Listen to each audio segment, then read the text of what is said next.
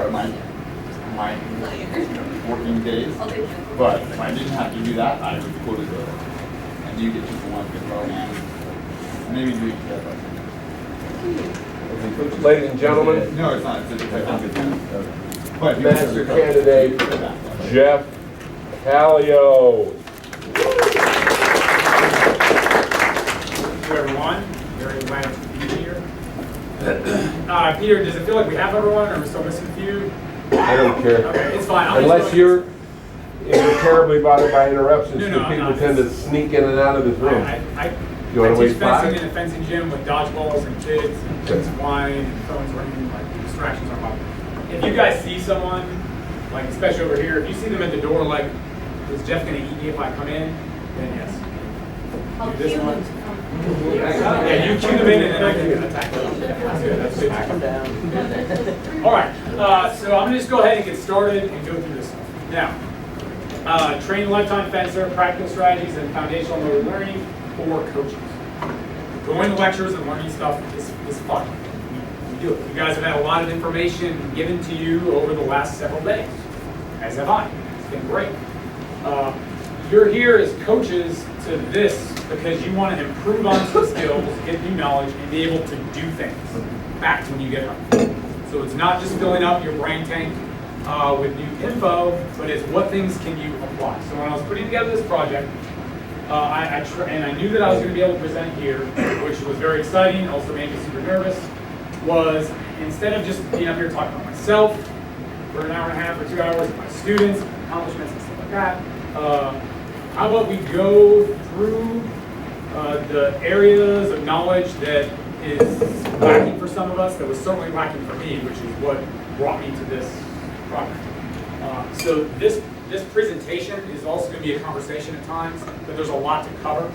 So imagine that we are on a safari in Africa, we're on a cool bus with the windows that are up on the side, and we're trucking along, and over there's a giraffe. Over there's like an elephant. Over there's some cute animal that Elizabeth will freak out about and get super excited. If we stopped and pulled off to check out every cool thing, we would never get where we're going, okay? So some of your questions or comments, your feedback, especially from our Coaches Academy participants, I may be able to get to it today. More than happy to go in depth after tonight, common room, tomorrow, anywhere. And same with the videos. I brought a lot of videos so the fencing masters who are observing me can see not just the presentation, but also the skills I bring to teaching athletes. And so I brought more video than I need. And so I'm going to jump around a little bit on that. So there'll be definitely time for questions, but kind of thinking maybe let me get through some of these core chunks. And then once we go through each section, we will go from there. All right, before I get jumping in, I want to draw your attention to these 3 words. Instructor, coach, capital C. This is going to come important as we go through this presentation. Because an instructor, they just instruct. You go to, you want to learn how to cook, you go to a cooking class, you learn how to make crepes, and then you do. You don't interact with this person anymore. A coach, lower C coach. They're coaching, they're teaching, they're excited. Maybe they do some other things in life other than coaching. They work at a bank or they're, whatever. They have other things in their life and they do this. But then, how do we get to here? Capital C coach. To me, there's a difference. This is the direction that most people, when you guys start coaching, you start at the beginning, you kind of get some skills. Oh man, some of you maybe are here. Some of you are here. That's where we want to go. Eve is this. You watch Eve give the lessons. Eve's this, capital C, right? And so that's what I strive to be as we go through this process. Now, I knew a few people were coming, so that's why we're in preface mode. I'm going to start going through our material now. Videoing is fine. Once we get till the end, though, there's going to be a part where we start with Carl, and I'll tell you, where I'm just going to ask you to not video. This project grew out of my goal, which is a crazy goal. How do I take a fencing parent, someone whose kid fenced in our club, you want to fence after the kid went to college, how do I take a fencing parent and make them a fencing champion? Can this be done? Has it been done? I don't know. I wanted to do it. He was a great guy. He is a great guy. Had a good potential for fencing. But it creates certain problems. If you have a small youth student, You build them up very slowly, they get stronger, they learn things, which we'll talk about. But taking someone who's a parent, trying to make them into a champion, sounded kind of tough, felt like I could do it. You guys already know a lot about me, you know a lot about our club. On the left is just a shot of our club. We have 12 fencing strips, a suspension wood floor, so it's good for the knees. All right.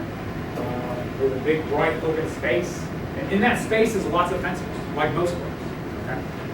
You are in a fencing club. Raise your hand if in your fencing club you have a Y14 fencer who's like an A student, also plays a musical instrument, likes nerdy things that fencers like anime and video games. Raise your hand if you have that fencer in your club. Awesome, we all have that fencer in our club. But we also have adults in our club. And so who do we have in our club? We have a lifetime fencer who has fenced off and on for around 30 years. Started in dry saber. When he came back, he started fencing. He was able to go to the World Maccabiah Games in 2013 from the United States. He won a bronze medal. He runs a computer website design company. All right. We have that person who you know. All right, Jennifer, former international and elite fencer, a coach, entrepreneur, business owner, counselor, high degrees in psychology and family systems. In the middle, we have one of our assistant coaches. He's got a full-time job. He works for him at their company. All right. He teaches foil, epic saber. He loves fencing. He started fencing in college, just like me, no coach, just kind of taught himself. We have Carl, who you guys are going to get to meet later in this presentation. And so Carl is a former gymnast, which we will talk about. He was an All-American gymnast in college. He has a PhD in medieval studies in religion, and he's a pretty awesome dude. Next to him, we have Tammy. Tammy is a former NCAA fencer from NC State, back when they had a varsity fencing team. Her dad was a very high-achieving basketball coach, and in her family system, human worth is described, sometimes by how results are achieved. And then on the end we have Joe. Joe also is a saber fencer, and he started fencing under dry saber fencing conditions. They have some interesting. It's not like the Y14 fencer we were talking about. It's all very different. All right, a few more of our guys. Mike, also former NCAA fencer, student of Ron Miller. This guy is a doctor from Belgium, and he just loves to fence. Tom, multi-time national medalist, and really good fencer. Up on the left is Vic. You'll meet him at the end too. He's our oldest fencer. He's 86, two-time cancer survivor. So within our club community, we have a wide range of different adults with different needs and different backgrounds, and different levels of physicality, and different ways that they process stress and stuff like that. So that's a very diverse population that we have to work with, right? I looked this up just so I have metrics. We have adults aged 20 through 85. Our adult program, we had 41 national medals. I didn't even know that until I looked it up for this presentation. I thought it was like 10. Because we don't really keep track of that stuff now. 4 international medals. So that's pretty awesome from our adult. Within the broad umbrella of USA Fencing, my man Chuck Alexander helped us out with this. This was stats from last season. And it doesn't include, our adults who are, 18 to 39, but we know the numbers for the vets. And about 13% of the competitive members are vet age. So that's 2,590. I imagine if we implemented some of the stuff that I'm talking about in here, and if clubs were open to it, that number could easily double. There could be a lot more adults involved in fencing in our field. So, how do your adult and your vet fencers fit into your club landscape? All right. It's just a stable membership base. A lot of the stuff Jen talked about, so I'm going to move through it pretty quick. But these are members in your club, right? They are people that are helping you. They're people that are mentoring other kids in your club. One of our adults, this guy is basically Tony Stark of Durham. He invents robots that go under the ocean. He invents robots that go to asteroids and mine things. He invents all kinds of stuff. And his laboratory is like 2 blocks from our club. This guy has multiple PhDs, and he's like mentoring these younger kids, and they're interested in engineering, technology, and stuff. And he like brings in a drone. He starts flying around the fencing club. I'm like, dude, what are you doing? So the kids have to learn what this is, how to do this. They said that they were interested in aeronautical engineering. I'm like, I know, but Chuck, why is it inside the gym? I was just so excited to share that. He also is the host of a science show called Exploration Earth, and they just won a daytime Emmy. All right. Your adults are also your fan base. They are your biggest fans, right? marketing, social media, and word of mouth. Social media and word of mouth are always the most powerful marketing tools for any small business, especially fencing. Your adults are out there in their places of work, in their churches, their community centers, their gyms, their kids' activities, and they're selling your club. They're selling fencing, and that's more important than just selling your club. And they provide expertise advice, and they boost the club level. Our club is in Durham. At any given time, I have like 6 doctors, physicians, inside the club. We had a fencer, I'd say during the first aid thing, we had someone faint, and there was a doctor there. You know, they provide, he does his medical staff for all of our RYCs. We have like the most highly staffed medical staff of any RYC ever, I guarantee. So, you know, I mentioned Chuck with being an entrepreneur and an engineer. So having these people in your group is going to help you. It helps your fencers, it helps your kids, it helps you. We have, you know, one of our adult members who was in the picture, a corporate lawyer, and then he's helped Jennifer and I get organized on things, help those accountable, agitate everything like Jen mentioned. Ethical considerations. On the executive committee of our organization, one thing I've been pushing for is that we just include ethical conversations in everything that we do. And so here we are. Your adults, you still have a professional duty to serve. If you are trying to be this, all right, you treat your adults just like a client, all right? You can develop, you know, friendships, relationships with them. It's different than the kids, but it's not different than the kids, all right? You have to treat yourself like a professional. They are there to learn how to fence. They're there to get knowledge from you. All of those expectations of a professional service individual hold for you. Safe sport, all right? All those safe sport regulations that apply to minors apply to you. They apply to us, right? You have to keep this. You know, dating your adult students is not great. You don't do it, right? You just don't do it. Right? And we have to, you know, have these conversations, and we have to look at all of our behaviors. And see, some of the adults in our club, yeah, I get invited over to their house for dinners. It's great, right? I've known them for years and years, especially Carlo, who we trained his kid. I've known him for like 12 years, 10 years. And you can have those relationships, but you can still function in a professional way. So it's really important you don't lose sight of that when you're coaching them, right? Ethical training plans. If you get an adult that comes to your club, actually, I will tell you, I had an adult that came to my club. He was my height, and he weighed 300 pounds. He wanted to learn how to fence. He didn't want to do group classes. He just wanted to do individual lessons. I said, okay. And longsword, actually, not even say that, because I also do individual longsword. And so for about 3 months go by, I'm teaching some basics. He's liking it, we're moving. And we get to the point where he's going to hurt himself. And I said, listen, man, I like teaching you, and I appreciate this, but if you don't make a life change, you're going to hurt, you're going to blow out a knee, and that's going to affect everything that you do from here on out. He kind of did this and he left. And then he started just grinding away at it.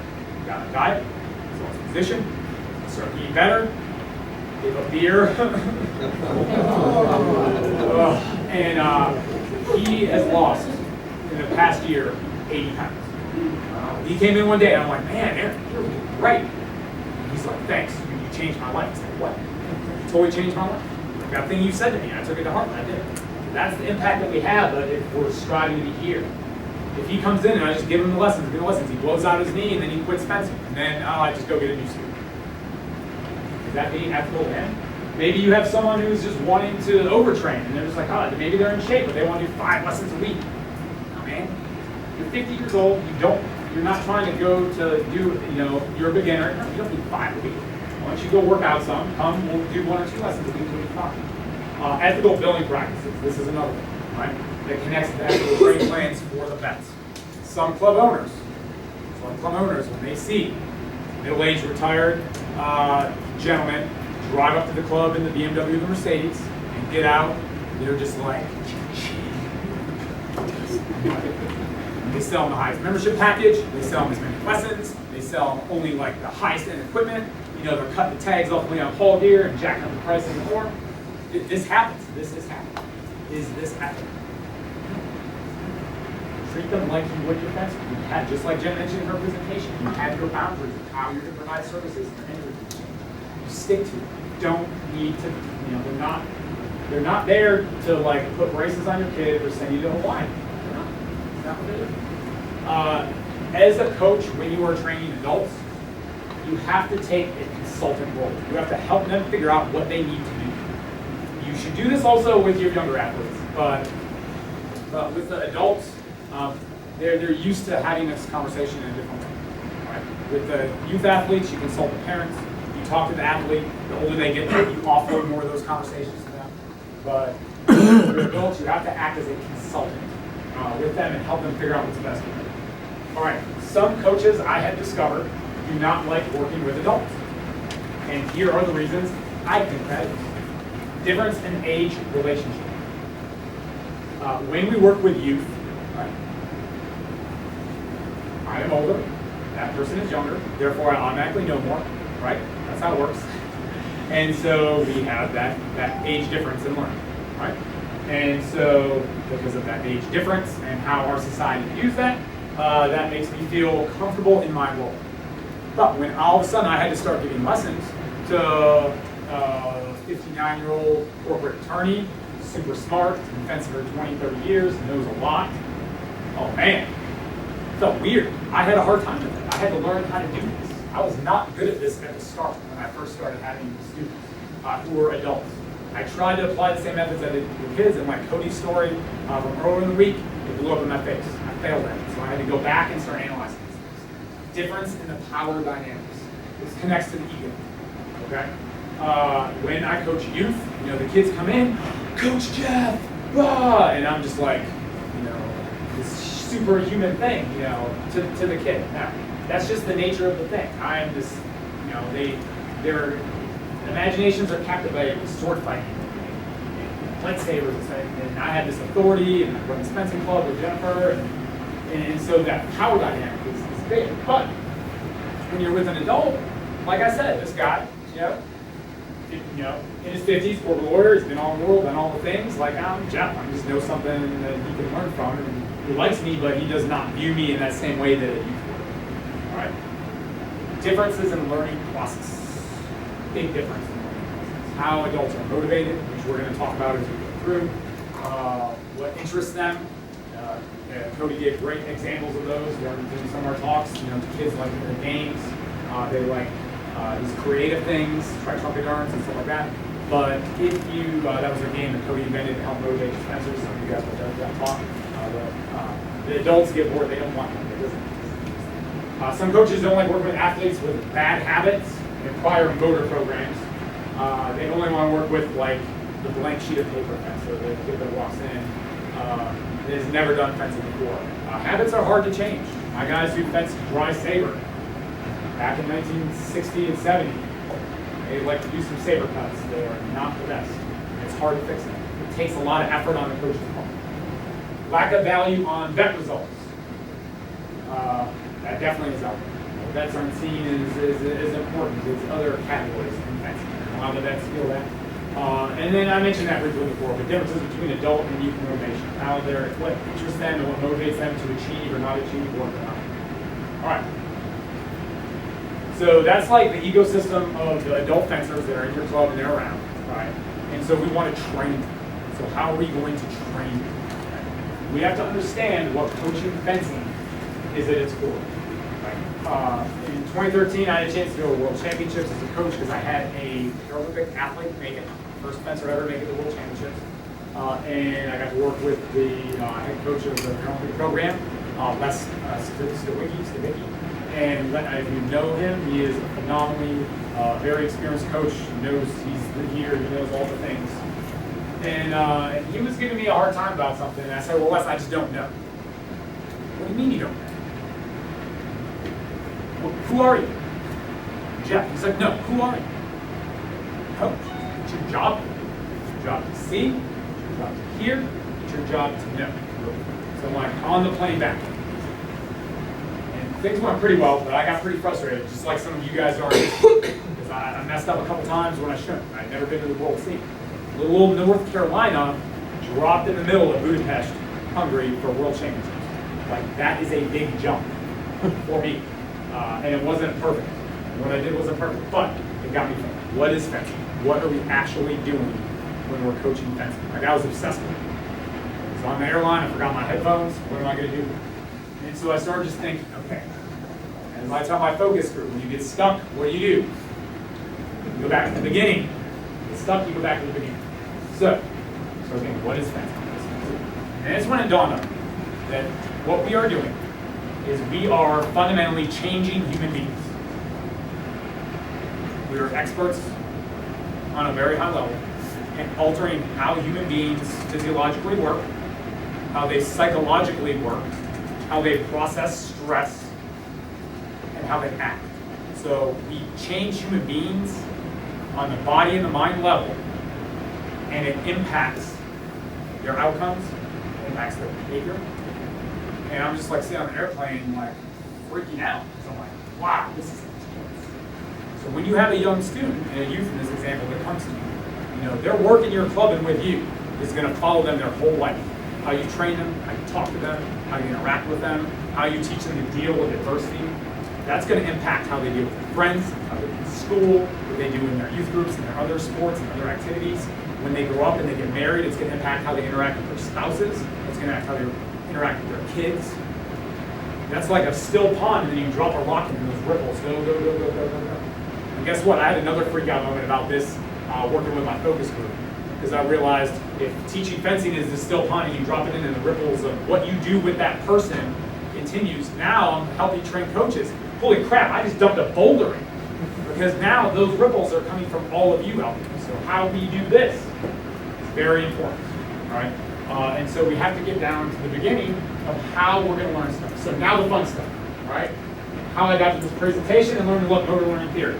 The presentation I'm giving you today is not my original plan at all for what I wanted to do. My original plan was I wanted to study the efficacy of warm-up lessons before competition for different types of fencers. And I thought, man, that sounds great. That is a thesis thing that, man, my colleagues are going to just love. This is pretty cool. So then I started really thinking, well, what does that mean? How do I measure this? How do I study this? And I realized, oh, crap, I don't know enough about this. So I better do something else. So then I'm like, okay, cool, I got it. Error correction. Because we correct errors all the time. We're changing behavior, we're impacting, we're changing how people work.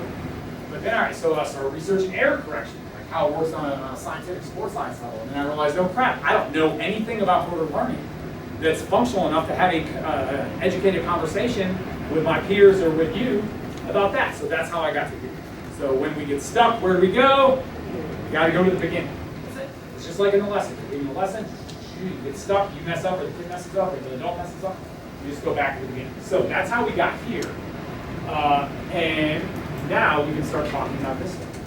Because in our modern coaching training, we are not going through academies of sports science and getting degrees in these things that perhaps other fencing nations or other coaches have had the opportunity to do. Right? We are coming from many backgrounds. And so that's one thing I learned. We don't have our educated group of you guys are all super smart coaches and super smart people, but we don't have enough of this type of material built into our training so that we can all talk about it. So we have to talk about it. All right, so basic human reaction cycle. You have some form of input. You have the fencer, and something happens. Right? Pretty easy. We all can understand. Now, you can test your reaction speed at that website. And if you want to do it now, you can. It only takes a few seconds, but I would probably do it now. All right, so I found that website, and I held on to it because I knew Cody was going to be here. And so I didn't cheat. Very scientific, right? And so I gave myself the reaction test, and it's a simple reaction test. When the screen turns colors, you just type. And I didn't practice at all. The first time I did it, he was sitting next to me, I promise you. So I did it. Boom! 326 milliseconds was my average reaction, simple reaction time across 5 repetitions. So I handed my phone to Cody, and Cody did it. Now, Cody beat me. So then I was in an ethical problem for this presentation because I did it a few times after, and I got mine down to like 297.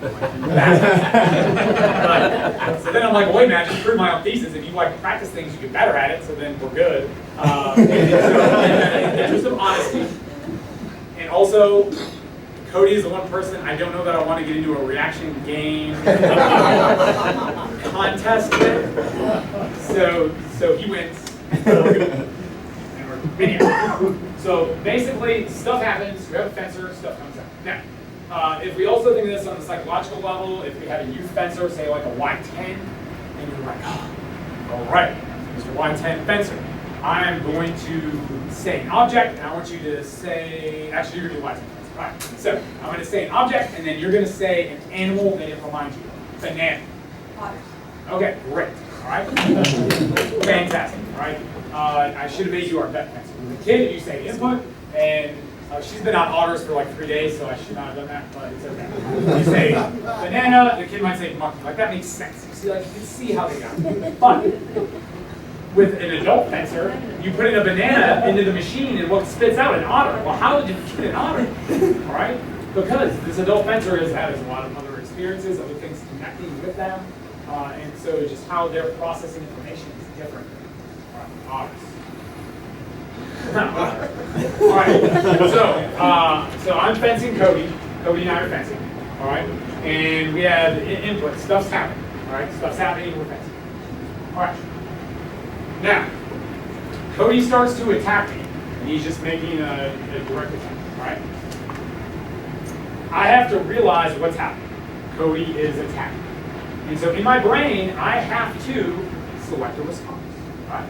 So I see the attack coming, all right? So input, stuff's happening, stimulus identification. Boom, that triggers something. I now know in my mind that I'm being attacked. So now I have to make a choice about what I'm going to do, all right? The choice response selection. I decide that I'm going to parry, great, all right? I decided that, and now my brain has to start signaling my body to do it, all right? So that's our response programming, which is where the action starts, and then that cycles over to the output, and then it comes back. Right, so this is a pretty common system of how this stuff works in terms of what we're talking about. So there's something that happens, your brain has to see it, it has to figure it out, it has to decide a response, it has to tell your body to do it, and then it has to do it. In this wonderful book, which is one of my favorite books on fencing, or just books on just coaching in general, if you guys have not read that or don't have it, please get it. This is my second or third copy, and as you can see, it is well used. But he does a good job of summing these up in terms of things within the fencing cycle. But if you don't understand how these things work, then teaching fencing can get a little bit frustrating. All right, and so under these we have basic types of reaction. Now this is not specific to adult fencers and youth fencers. But when we're talking about training and how we optimize training, we have to understand how our different types of reactions work. And you know, my expectation in Coaches Academy that most of the group should be familiar with most of this. All right, we have simple and we have compound reaction. Simple reaction, the green, you know, the Cody versus Jeff. The screen turns a different color. Boom, you click. One stimulus, one response. Measure it. You're good. Compound is a choice reaction. Right? It's going to have a longer lag time because your body has to figure out and manage a couple different choices. Right?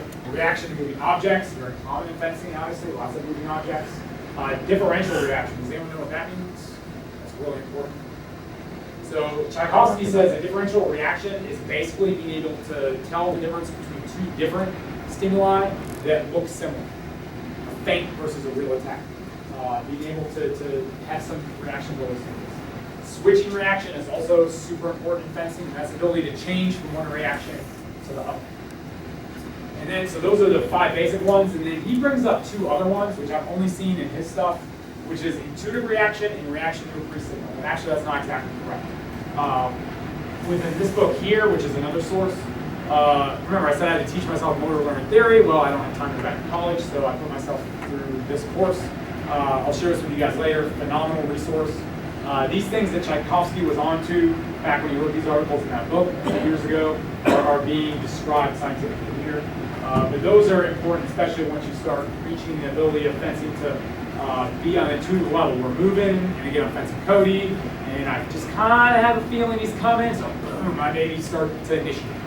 Right? And then a reaction to pre-signals, also very important. Fencing Cody, I have a feeling he's trying to do something. I start like, oh, I show that I'm coming. So now he has pretty big thing. One kind of final thing on that, just so you understand how things work. You can only do one thing at a time. So this is a reaction funnel basically. And so we have our input and our output. And so this is basically your motor program. So when we're touching the screen, all right, when it turns color, then boom, I do the thing. But what happens is when you are faked out or fainting. You start to do something, and then, oh no, it's a trap, right? Oh no, it's a trap. Cody makes a feint that he's coming at. And now what happens is my motor program gets all clogged up. Because, oh crap, I'm already in the middle of doing something. My brain has to clear out that motor program before it can make a new one. And so I reset to different parts on the reaction cycle about that. And so that's why feints work. So, Tchaikovsky gives some general numbers, but, if the execution of your direct attack, Cody and I were around like 312. Once this happens, now you're building up to like 400, 500 milliseconds. So feints work on the functional level because you trigger a specific motor program that they start to do. And once it's started, it's got to clear out of the queue, basically in your brain, in your motor cortex, before you can do another one. So that's why feints work, which is pretty important. Now, going back to this guy, Schmidt, I started looking for all these articles on this stuff, scholarly articles, because I want to do a good job here. And everybody's quoting this guy. So I'm like, well, okay, I guess I'll read his book. And so he's written numerous, over the years, versions of this book. But within motor theory, this is like standard textbook. So like Tchaikovsky for me is kind of like standard textbook of fencing theory, terminology type stuff. This is for motor learning. And this is the stuff that started getting super cool because we can classify skills under different categories of how they are, how they operate, how they function, brain versus body, how they work in time, how you break up skills, which is really important. So we're going to go through this. Motor versus cognitive skill. Motor skill, your primary determinant of success is the quality of the movement performed. Okay? You're fencing the fencer, right? And they attack you, and you make a parry. If the technique of your parry is good, and your distance is good, what should happen? Well, you should parry. But if the quality of my movement is not good, all right, then can I be successful in this situation consistently? No. The blind squirrel can find a nut every once in a while. I may get lucky to be able to take the blade. But, over 100 or 1,000 or 10,000 repetitions, if the technique or the quality of the movement is substandard, it cannot be successful on a consistent basis. Versus a cognitive, where the primary determinant of success is quality of the performer's decisions regarding what to do. Welcome to what makes fencing a really tricky sport to learn. Because now the quality of our techniques are extremely important. Can a poor technically executed action succeed? Sure it can. Why? Because if you just made a really messy feint, but you tricked the person, you made a good cognitive skill, you chose the tactic of what you're supposed to do, then you can be successful with this. Even though the quality of it wasn't that great, it can still work. And so these determinants in fencing are just changing at a rapid rate. And it's difficult. All right, this is another thing I would expect everyone to be pretty familiar with. Closed versus open skills. Closed skill. Skills are performed in a stationary environment. Players plan their movements in advance. Right? Open. Skill performing environment requires performers to adapt their movements in response to dynamic properties of the environment. Which one is fencing? Is there anybody that thinks fencing is a closed motor skill? Good job.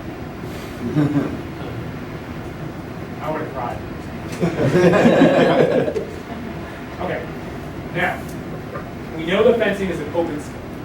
And this is I've heard different definitions of this. This one comes out of my buddy Schmidt. And it's got that word, dynamic properties. It sounds pretty cool, but it's really good. A lot of times we say it's constantly changing. But, dynamics is a better word than that. It's not just changing the situation, not just advancing or retreating. How do you advance? How do you pretend to go? No. Now, Carl,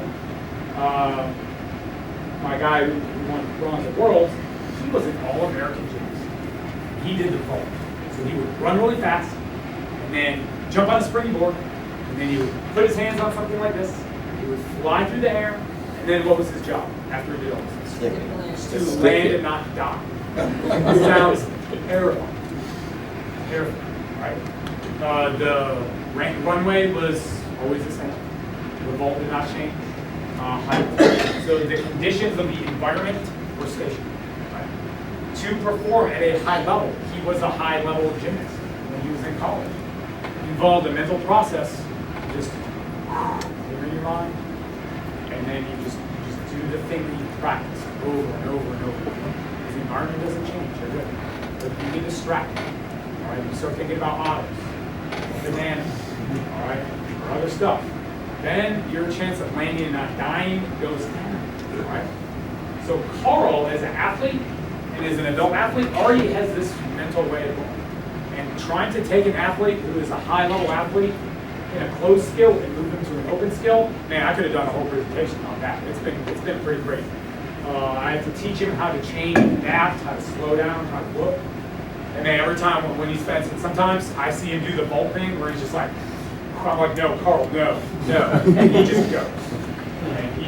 And nothing can stop him. No force on earth can stop him. Every once in a while he hits. Most of the time he gets parried. But it's been pretty interesting. But look, when you're coaching, you have to understand that we exist our sport in an open environment. Right? Not a closed environment. But how many times have you guys seen coaches, not here of course, out in the wild, performing their skills in a totally stationary environment? All right? What was one of the things that Eve said when he's giving the lessons? He likes to always be moving. The situation changes. He's not just standing still. All right. We can organize skill types by how you do them. So continuous skill. It just keeps going. There's really not a recognizable beginning, ending, cycling, running. There's skills that are happening and techniques you're doing, but we're not starting and stopping. We're just going. All right. Are there a lot of examples of that from fencing? Of the athlete? Like, who could give an example? Does anyone know? Okay. I can't think of any examples. But look. Keeping distance. What's that? Keeping distance. No, keeping distance is, well, it is a continuous skill. And I get that. You're talking about like when the coach leads and then we're just moving. Yeah. So, I categorize that under more a serial skill because we're doing advances and retreats with different types of skills that are chained together. But I see what you're saying. And I'm actually glad you said that, Greg, because again, I have seen many coaches, again, no one here, that performs their fencing training in these very continuous ways with no beginning and no end. And then the fencers are lost. They don't know what's happening. But what happens when you start getting on a treadmill to your mental focus? How many times who are my gym rats? Who goes to the gym a lot? I want to get to the gym. Anyhow, so they're here and people are on their phones. All right? You don't need to focus on really specific things because your body knows you're doing something continuous. And so your brain, because humans are extremely efficient survival mechanism, what happens to your brain? It just kind of goes, okay, I'm good. I know what I'm doing. The motor program's running.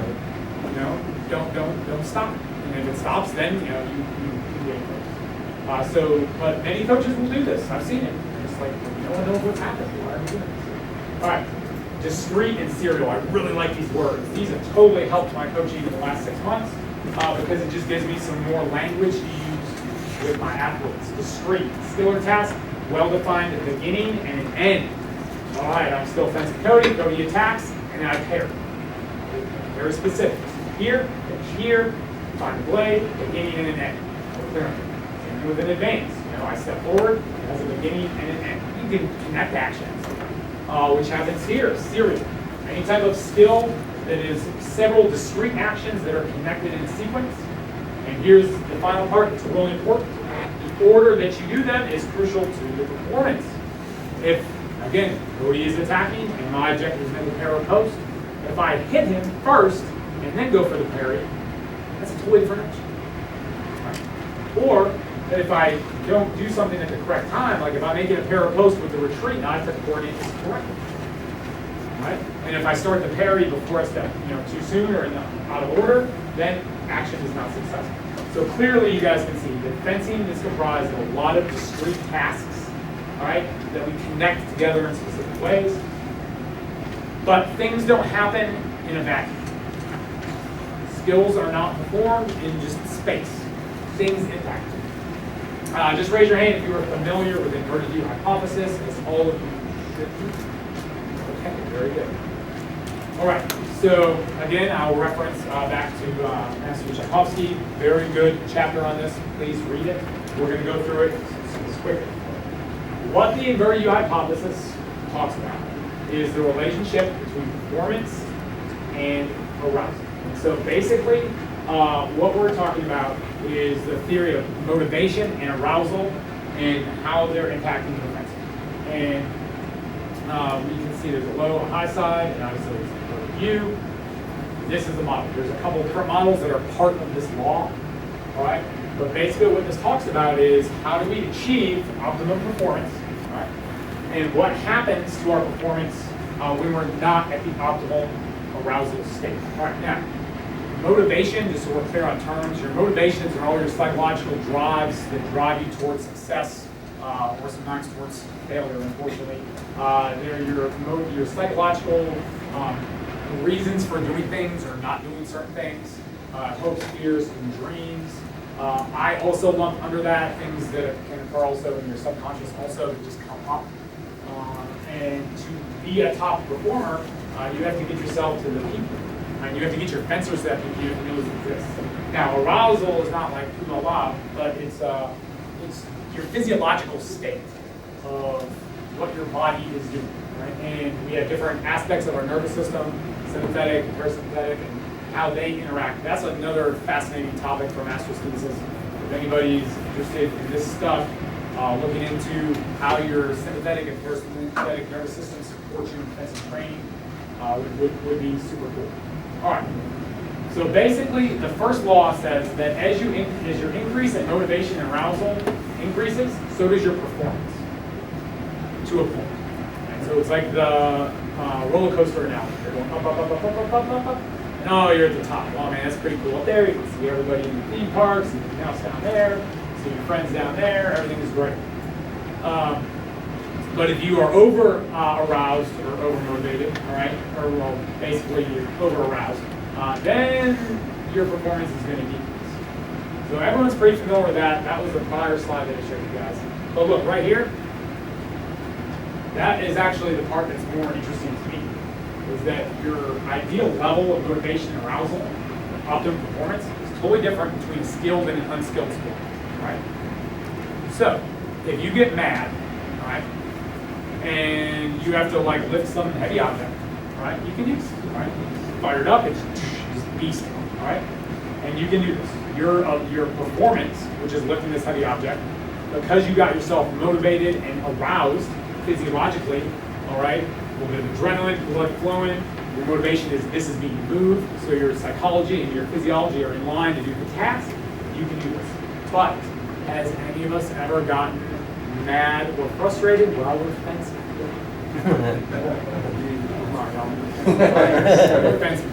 How, under most circumstances, what happens to our performance when this happens? It's a great. Yeah, our performance goes down. So in a skilled sport, because fencing is a skilled sport, you have to be very specific about what levels of motivation and arousal you achieve, right? And look, this is important because how many times have we been in a tournament and we hear a coach, all right, to their student, right, don't be triggered, but they yell, relax!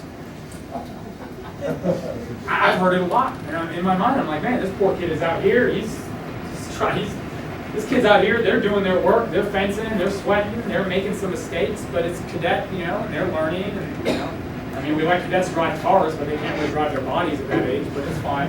And so they're screaming at them. Well, if you're over aroused, if someone's screaming at you, relax, what happens?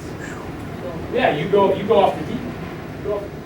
And remember, I said skills are learned and applied under these specific conditions when you're teaching. This is really important, right? If you have your fencer so jacked up that they are just like this during the lessons, then when they go out into the real world and the stress of the competition, what happens?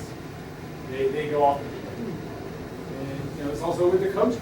If you're giving lessons but you're just like this, then your students not used to people trying to fight them with fencing with some problems. All right. Now, I knew about the inverted U, and it's pretty interesting, but you know, to be a good fencing coach, you have to channel your inner 5-year. Inner 5-year. And you have to prioritize really 3 things that are really important.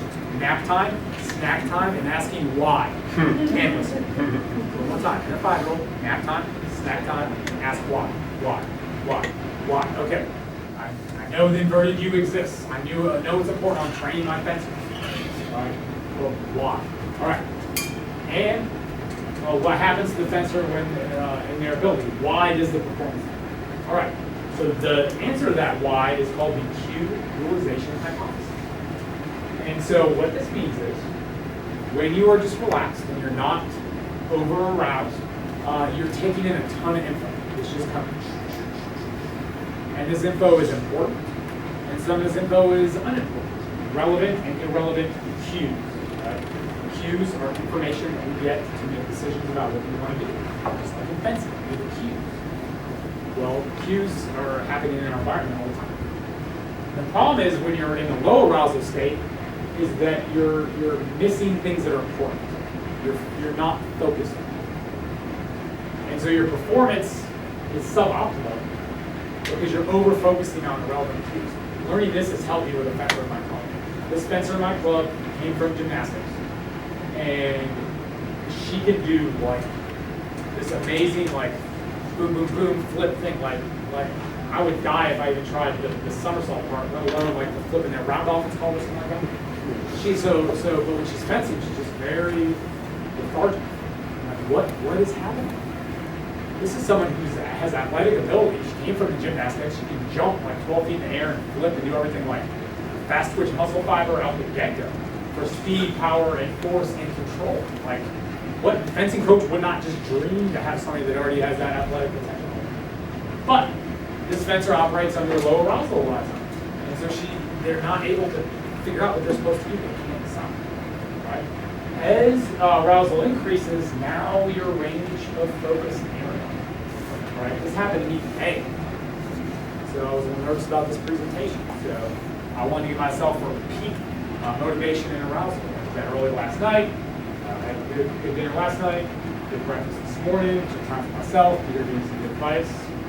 So I was able to reset. But I found, before I became a fencing coach, I was going through a criminal justice program in Charlotte. I worked for the United States Service in their office and analyzed conflict money and worked with the agents, got to do a lot of cool things. And I had a job offer to be a law enforcement officer in Charlotte. I went to the polygraph and hiring. I had a job offer. So on one hand, I had a job offer for being a coach. On the other hand, to be a law enforcement officer. So I had to pick. But I found today, because my arousal was increasing to be able to do this, that all of a sudden I'm like noticing people on campus who have not been here all week. And I notice people who are not like from us or from the basketball or other things. I noticed other people on campus today who probably didn't really belong on campus. They were just wandering around. I'd probably been walking by people like that all week. I didn't notice it until today. They were just like hyper-focused on what's happening. And so here's what happens. Panic state, which is called also hypervigilance, and freezing. So when your fencers get over-aroused, they can start and does giving them the perfect tactical advice in the situation work if your fencer is in this state? And again, I see this all the time. Coaches are trying to like give some tactical adjustment, some footwork adjustment or something, but the fencer's over here like and tears are coming. And it's like, you can just calm them down first and take the fence. And freezing, that's one I didn't understand. I did not understand the connection behind that and this. It didn't make sense to me because when I'm triggered or something, I'm gonna do something. But freezing happens because of that low narrowing of focus. It's like tunnel vision goes here, here, here, here, and imagine it's like a dark room, it's just like a pinpoint. That's how much information that person is getting on what action they're supposed to take. And so it's not enough information, so they don't know what to do. All right, so bringing all this back around to our vets and to our events. Now, we just took a pretty big journey through like how skills and motor learning works, which is important. You had to get on the same page to do this work. And this work is pretty interesting. Again, another future master's thesis for any of you, explore this. Right? The number of lifetime athletes in sports is increasing. I do not have that number with me. I'm happy to look it up for you.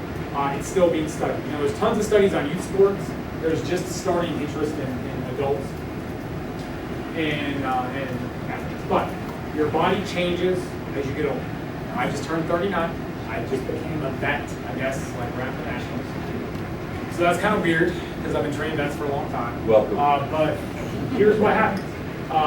VO2 max, some of you may be familiar with this. This is basically your maximum oxygen volume that your body can intake. And it's measured if you go to the doctor in a stress test, but it's also measured in athletes to test their athletic, like their general fitness capacity and also their recovery time. And so this made me kind of sad. I learned this. Every year after age 30, every decade, I'm sorry, you see a 10% drop in that maximum volume. In athletes, you can mitigate that down to about 5%. As athletes age, there's also a decrease in what their max heart rate is able to do. So as your body gets older, it is functionally a machine. It's like a car, and I like working on old cars. Jen doesn't like me working on old cars. So you want to hear about my 1971 Mustang Mach 1 that is in pieces in the garage, I'll tell you about later. But what happens is your body's ability to pump, intake oxygen and pump blood to all the parts, it just goes down. The capacity doesn't. This is normal. But this is a good justification for why having 10-touch bouts for veterans exists. That's a pretty good justification. You know, having a smaller number of touches that the athletes fight to for each reclamation bout makes sense because physiologically their body capacity is much different. Right? Changes in muscle structure and function. All right, type 2 muscle fibers are fast twitch muscle fibers. So these are the ones that we use for like doing things in defense, moving, exploding. They generate not just speed, but also force. And they also, even though you have to stabilize their muscles, they also help you kind of control where that's going. As you get older, these fast twitch muscles start to decrease in their speed and their force of reaction. So what you can produce, right? A 20-year-old powerlifter who's at the top Olympic level, and you can lift this number of weight. Can this person most likely do this when they're 80? Probably not. Maybe exceptions to this. Last one is super critical for your athletes, as far as I'm concerned. As we age, it increases our necessary recovery. So when you're training for yourself, because we have a vet world team member in this room right now, who's doing it, right? So when you're training plan and consistency is really important. When you have a youth in your club, you know, the parents set them up for the schedule, and that's the schedule for the school. So they're in Tuesday, Thursday, and Saturday, and you're doing that. But adults have lives, they run businesses, they have families of their own, they go on vacations, things happen. It's better to get them on one lesson a week and do it for a season than have them be gone for 4 months and take like 20 lessons in 2 weeks. Like that's not going to help them build over the long run. Supplementary training strategies are really important. I've only just started really delving into this. It's made a big difference for athletes. What this means is that they need to do some fitness on their own, like I talked about with the gentleman who wanted to lose some weight and was able to do it. They need to do things for strength. They need to do things like, you know, some aerobic, especially if they're competing. You know, fencers are athletes. And this is kind of a problem in our society is that, and also people are attracted to fencing. Well, I don't like team sports, I like individual sports. That's how I got into it in some levels. But I tell all my fencers, whether it's an adult or a kid, all right, fencing is a sport. And what do we call people that do sports? They are athletes. You are here fencing. So fencing is a sport, so what does that make you? You are an athlete. Even if it's someone, doesn't matter if it's a kid or adult, who's really out of shape, right? They have to identify as an athlete immediately. And then they're going to do things that athletes do. But if they don't do this, then they're just going to be stuck. And you can teach them an advanced lunge, but if they're not in shape to do it, they can't. Active recovery strategies are also super important. Yoga is fantastic for this. You're going flexibility, relaxation, breathing, stretching, rolling, foam rolling, myofascial release, stuff like that. Injury prevention and awareness, really important. Do not break your fencers. Now your fencers may break themselves, and we're helping them not to do this, but don't break your fencers. It is your job to watch out for them. Your job when they make the lunge and the knee is like 6 inches past the toe to correct them if they don't have some issue, and help build up the strength to do it, and also to be aware of how to use their bodies. And when you're working with adults, they have stuff. They have stuff that they've been through. You're going to have to adjust how you do things. One of my vets, his knee is not good. Now, his doctor says that he can fence. His PT says he can fence. He's just not supposed to run. So we make this adaptation. Hang in there. Any questions so far? I know it's a lot. I didn't tell you guys at the start, but this is for you. This presentation is for you, so you guys are going to get a copy of this. I will probably redact Carl's videos from it until after World, but I also can share my outline too. So, fight or flight, can you talk about where that fits into that information? Awesome. So, I'm glad you brought that up. So, who's heard of fight or flight before? Oh, all right. So, not exactly correct. I actually, we'll start this way. There's fight, there's flight, and there's freeze. We talked about it. So what happens is our sympathetic nervous system is our fight or flight mechanism. All right? If we are triggered or in danger, there's a grizzly bear, I'm going this way. Or I'm here and a vicious otter attacks me, I can't go anywhere, now I can. Right? You got bananas. Freezing, we talked about also. Boom, comes down to their focus is narrowed so much that they're not getting information and they can't take action. And so these examples happen in defense all the time. It has to do with their levels of motivation and arousal. And so when you're training the fencer, you have to train them very specifically for this. Now, there's a fourth category under there, because when I teach this, again, the adults or kids doesn't matter.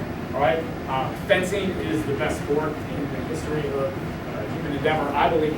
And so fencers are superhuman. You guys are all ninjas. And so fencers get their own category: fight, flight, freeze, or fence. Because we're training you specifically under stress to execute and do things. You guys are highly trained in these situations. So if someone attacks you, you don't just run or freak out. You fence. Fence. That means that you have a category of skills that you can execute in a highly stressful state under a lot of different conditions. So that's and generally how I approach that and how that helps. Our parasympathetic nervous system is like rest and digest. You know, fight or flight is sympathetic, and rest and digest. So that's your downtime, recovery, walking, sleeping, resting. Did I answer your question? Absolutely. All right. Back to a car now. I really like cars. Been working on cars his whole life. 1946 Ford that my dad bought when he was 60 years old. Thing runs and drives. Actually, I just did some work on it, so I'm pretty close to being able to do burnouts in that thing. It's pretty cool. And then that wasn't good, so I bought another car. And so I got this Mustang, which Jen was super excited about. She was talking about that. Yeah, she was a big fan of that project. And you know, when you're getting, this is an old car, right? It's the head stuff done on it, all right? I'm not saying that's our old car's on, right? But it's some object that I want to make a change on, right? And so it's easy to lift up the hood of the car and you just start pulling wires. Oh man, I'm doing stuff. It feels great to do stuff. Coaches love doing things. We love changing behavior. We love dealing with athletes, all right? But, you know, if we're working to here, we got to step back. You know, the experienced coaches do this, and we're all, and I strive to do this, we're learning to do this. It's super easy, just lesson starts and when we get into it, right? But you have to assess what you're doing, especially if you have an adult fencer who's coming to be part of your club in a training program, all right? We have to get this together, right? Most, are they a new fencer or experienced? Just because it's an adult, they've never done fencing before. They've never done a skilled sport before. They've never learned a musical instrument. I've had 40 or 50-year-old athletes who are, they're just like a white 10 in there. They're very young in their learning ability to learn a skilled sport versus an experienced fencer. I have a fencer in my club who fenced in the 1980s on the Swiss national team, FA, and he has a ton of experience, and he's now in the vet 50 category, and he's really good. For some reason, he likes taking lessons with me. I think it's because he likes to move a lot, do a lot of football tempo things. I think our other coaches just bored him because he's just really energetic, and I'm like, yeah, man, I can can do all that stuff. Saber coach, man, sure. So he won't fence Saber. I'll just fence Saber. He likes that. But you know how I train him. This is someone who fences at the world level at a prior point in his life. Is very different how I treat a new fencer. As I said, are they a lifetime athlete or are they just a leader? What's their general fitness level? Right? You know, you can assess this walking, jogging, squats, walking balance, change direction, cardio baseline. And look, when you get an athlete in your club, you know, you're not getting out the clipboard and being like, okay, we're gonna check all that. No, you chat with your fencer. Doesn't matter if it's a kid or an adult, that's specifically the you just chat. Say, okay, hey, that's great, yeah, you've never done fencing before? Cool, welcome to fencing, you're a fencer now. Right, so let's start doing some stuff, and then you just walk them, move them, jogging, you know, different things, and then you can get all this information that's going to inform you on how you train the athlete. But if you don't get this information, now it's just a card analogy, you're just ripping out cards and throwing cards in, and how do you know what's working and what's not? Discovering how your fencer is wired from a reaction perspective is something that Wes Stavicki imparted to me, and that's been a big help. And he did these studies back in Poland after World War II, where they wanted to study this. And so what they did was they tested for people who had really good simple reaction skills, and people who had very good compound reaction skills, and then they approached their training very differently. And it makes sense. You should know, on a very functional level, do they have good simple reaction skills? They just grab that one glove when Cody's doing a drop. Or maybe their simple reaction skills aren't too fast, but they are really good at making those choices. And everyone is just wired a little bit different. I do not have very fast simple reaction time. You saw it, Cody easily destroyed there on the reaction. But I had very good choice reaction. That's how when I fence. So when you're building up your fencers, you have to have some idea about what their capabilities are. Because those things can be trained somewhat, but then there's also the genetic. What's their ability to learn new things? You assess this immediately. Because if they have very good, what we call proprioception, they're able to learn new things, then you're going to approach them one way. But if their speed of discovery that we talked about is slow, you're going to approach them the other way. And then, on our waiver for our club, in our enrollment form, there is a spot for you to share relevant medical history. We go over a lot of that stuff in first aid. You're not trying to be their doctor or get stuff from them, but you should know if they have stuff. If there's some stuff your fencers are not going to disclose to you at the start if they don't know. And then stuff comes out after, so you have to be open to that. Now, physical skills are important, but another thing that I've learned through different levels of success in my own coaching is that you also need to do some mental skills documentation, right? What's their psychological outlook on them as a fencer? How do they view themselves? How do they deal with explaining things that happen to them? Are they optimistic or pessimistic? Right?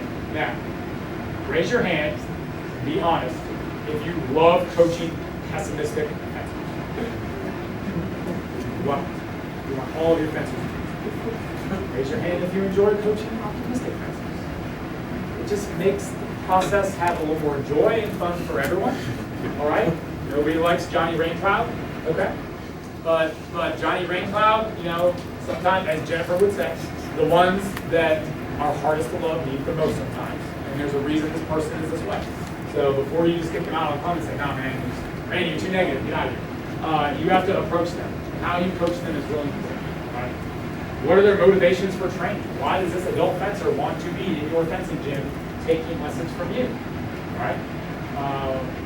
There's got to be some reason behind it. What is their general openness versus resistance to change? This is a big, that's where I messed up coaching adult athletes in the past. I didn't take that into consideration. Youth, the kids, look, they wake up in the morning and their parents say, okay, eat your breakfast, get ready. They go to school in which they're constantly corrected and told things. And so they're also growing and their bodies are changing and they're experiencing a lot of different life stages as they are growing up. So kids exist already in this very dynamic state, super dynamic state, both just physically because they're changing physiologically. Also, just in terms of their environment used to being corrected, all right? And change. But adults, once we get into our groove, are we as open to change? It's tough. In an honest show of hands, if in this Coaches Academy, right? One of the coaches or the instructors or one of your peers asked you to change something about what you were doing, and you were resistant to it at first. Raise your hand if that happened to you. Happened to me. Happened to me big time. And I'm going to just share the story briefly. This was not part of the presentation, but it's totally relevant. Is that I have a habit when I'm giving a lesson of getting students guard afterwards. Very common habit that occurs in sacred. And I just kind of started doing it for, I do it in some situations intentionally, and then other times it's just a habit. And Connie challenged me. And my instinct at first was, what's up? Criticize. Tell me something that was wrong in what I was doing that I've been doing. Did not feel good at first. Okay? But I took some time to digest it. I realized I want to go from here to here. That's where I want to be. A capital C coach is someone who is open to change and feedback. There's someone who's not scared to change their behavior, is going to make themselves better. And then a capital C coach has intention in every element of their coaching. From how they run the club, how they dress and take care of themselves, to how they teach. So I had an element, that is not easy. And a colleague who I respect, a fencing master, said, hey, no. And yeah, it sucked at first. It didn't feel good. But then I realized all those things, and it is great. So as adults, we have to be open to change. If you have a fencer who is resistant to this, email Jen, not me. No, there's tools that you can use to do this. It's hard. It takes time. You got to ease into it. You can't coddle them. You have to. Your job as a coach is to push them and to train them. You can't avoid the situations because you can't. The work that needs to be done is the work that needs to be done. And you have to approach them on an individual basis. You have to meet them where they are, help them figure out where they want to go next. What's their goal? Is it fitness? Is it access to this fantastic fencing community, and ultimately maybe the world fencing?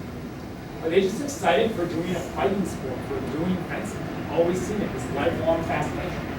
Or are they looking for a sport to compete? Since I've started working on these skills and integrating these into our fencing club and teaching these athletes, adult athletes, these people are coming out of the woodwork for me. It's insane. I never marketed to that. We just started doing these things. I started doing these things that I'm sharing with you in my coaching. And all of a sudden now, I have adults who are just showing up that want to compete. It's the craziest thing, but it's definitely happening. All right. So if you are coaching adults, if you're coaching fencers in general, but I picked kind of specific examples here. There's some studies that support our idea, and we have to ask the question, well, we're training these motor habits and we're coaching adults, but can old dogs learn new tricks? Because the conventionalism says no. But we're going to prove that. All right. The juggling study is awesome. I apologize, I left the full version on my desk. I have only the abstract. But the juggling one is fantastic. So I looked for studies that I wanted to share with you guys about motor plasticity in adults. The measurement of how open are they to change and how much change is capable of the organism. This is fascinating. Right? And the juggling one is super cool. So basically, and the sample size was pretty large too. There was 1,206 people in the study. A lot of these other motor studies, there's like 12 people in the study. Like I read so many of these studies, I'm like, oh man, it's get to the end. I'm like, I'm really out of practice on doing this type of research because at the end, how many people were in it? Oh, 5. I can't break that to you guys. We have to have some larger, like, and more broader. But even just studying motor plasticity and motor learning is really difficult. Most of the tests started with just like touch a ball, hit a light, press your phone screen, and even measure these things. It's moved to more like types of brain scanning and those sorts of things. But they all really, most of all these studies and how they're able to test things are on a very simple level because there's so many factors. And so applying like high-level motor learning theory and motor plasticity to fencing is really tough because we're still building the technology. But here's the juggling stuff. basically their goal is to test neuroplasticity, motor performance in old age. Their words, not mine, right? Older adults were instructed to do a juggling test. So they had to do a juggling test, and they were told and shown what they were supposed to do. And then they were tested, and then they were given training over 6 times, 6 lessons of juggling. And the sample size ranged in age up through 77. And I'm sorry, 6 to 89, I apologize. So as young as 6 up to 89. And so they were given a test basically before they started. They were given coaching. They were given a test right after. And then there was 6 days of no juggling after. So what's their retention? And they found out that on average, performances were comparable with kids between age 10 and 14 and between 30 and 59. And they were able to have a really high retention and high success in this. So basically the 10 to 14-year-olds and the 30 to 59-year-olds were all at the same level in terms of what they can do and how they can learn. The 15 to 29-year-olds, though, showed the significantly higher ability to use. And so, that's a pretty common, those age ranges are pretty common sweet spots in a lot of types of sports in terms of the ages of athletes. And so also, but look, what's happening in 15 to 29, athletes from that time are going through adolescence, and then they're in post-adolescence. And like my male athletes I've had, the youth, by the time they go away to college, I'm just like, you're just like good now. Can you stay? Because it takes long. And then like they are gone for 2 years, and they're not even fencing that much. But then they come back and they have like muscles. And I'm like, you have calf muscles now. Why didn't you grow those when they were kids? Because guys develop later and slower than women. It's also why a lot of clubs will target specifically competitive programs geared towards females, because they can get them to a world level before they go off to college or right around the start of college. With the fellas, it's a lot harder. It just is what it is. But what they discovered is that basically adults and people in general have a pretty high reserve capacity for learning new things, and that it only really dropped off after around age 77 on average. And so adults, so the studies suggest people can learn new things. And I think juggling, because you've got spatial awareness, things are happening, hand-eye coordination, you have to stand a certain way, you have to be in balance, so it's similar to fencing as I could get for you guys. And real quick, 2 more. Talking about multi-dimensional, so different things that are happening at the same time, input from different sources. When they practiced the sequence, continuing multiple motor patterns, they learned that the motor element was the most important for learning. So basically, it connects to these similar ages, the 10 to 14s and the 30 to 59s. So we'll just talk about 30 to basically vet 30. Now I've been arguing for years that we should have vet 30 in Sabre, and now I'm proving it. We should totally do it, but it doesn't matter because I'm vet 40 now. But this part is really super important for what we're talking about here today, y'all, because in adults, the motor pattern, the motor element was the most important for them to learn. This stuff is pretty cool.